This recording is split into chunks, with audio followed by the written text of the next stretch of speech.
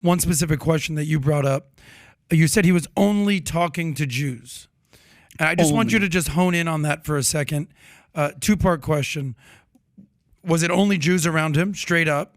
And then number two, in your expert opinion, did Jesus mean to start a new religion? The most important fact to understand about Jesus when trying to figure out who he was and what he was talking about is that he was a Jew preaching Judaism to other Jews. This was not a new religion. There was nothing new about what he was preaching. It was Judaism. Mm-hmm. And he was preaching it in Jewish terms. He was preaching it in Aramaic. Was he speaking Hebrew, Aramaic? What was he speaking? Hebrew was an educated language. Okay. So he may have understood Hebrew when it was spoken. Like if someone read the Hebrew scriptures, he probably could have understood it, but he wouldn't communicate in Hebrew. He would communicate in Aramaic, which is the language of the poor. And he was speaking to other poor Jews. He was a poor Jew preaching Judaism to other poor Jews. Once you understand that and that's not disputed, right? That's sort of a very basic understanding of the Gospels. Once you understand that, then it opens a door to understanding what it is that he's actually saying. Right. How would these poor Jews understand these words? He's not talking to you. He's not talking to me. Right. He's not preaching Christianity. Because it wasn't invented yet. It wasn't invented. Yet. Gotcha. He was a Jew preaching Judaism to other Jews. What was so radical about what he was preaching to Jews? Because you've used that word. He was a radical. He was right. He had all these crazy ideas. But if he was preaching Judaism to other Jews, what was so radical about that? Well, Judaism, like all religions, comes in 100 different flavors. Right. Right? We've already talked about it with Catholicism. Mm-hmm.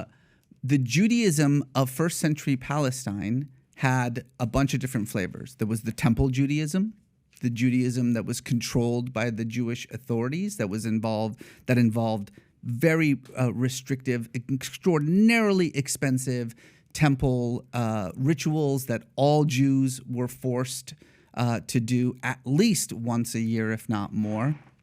And that was a business. It was a business decision governed by the Pharisees. Governed by the Pharisees, yeah, and the Sadducees, and they controlled the temple. And since the temple was the source of salvation, they controlled salvation, right? Mm-hmm. They could tell you that you were a Jew or not a Jew, right? Because they controlled the thing where God literally dwelled. Then there was this sort of Pharisaic Judaism, which eventually becomes what we know as rabbinic Judaism, right? The Judaism of the law, right? The scholars, the thinkers, the debaters. And that, like, as you can imagine, ran the gamut, right? Very conservative views, much more sort of innovative interpretations of the Torah and the law. And then there were thousands upon thousands of charismatic street preachers like Jesus, many of whom called themselves Messiah. Many of whom. Oh, yes. We know, I say in Zealot, we know the names of at least 12. If we know the names of at least 12, then there were 1,200. Of people who said that they were the Messiah at the time? People who said they were the Messiah, who led messianic movements, who had far, far more followers than Jesus ever did. So if you like this clip and you want to watch another one, click right here. And if you want to watch the entire podcast, click right here.